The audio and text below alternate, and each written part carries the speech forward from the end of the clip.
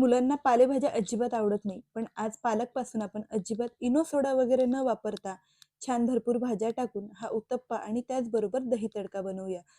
त्यासाठी 1 वाटी तांदूळ आणि अर्धी वाटी मुगाची डाळ रात्रभर भिजत घालायची. सकाळी त्यातलं पूर्ण पाणी काढून मिक्सरच्या भांड्यात टाकूया. बारीक चिरलेली पालक टाकायची, 1 चम्मच जिरे टाकूया आणि आवडीनुसार हिरवी मिरची टाकायची. अर्धी वाटी दही टाकून मिक्सरमध्ये फिरवून अगदी स्मूथ असं बॅटर करू. बॅटर बाउलमध्ये काढून घ्यायचं.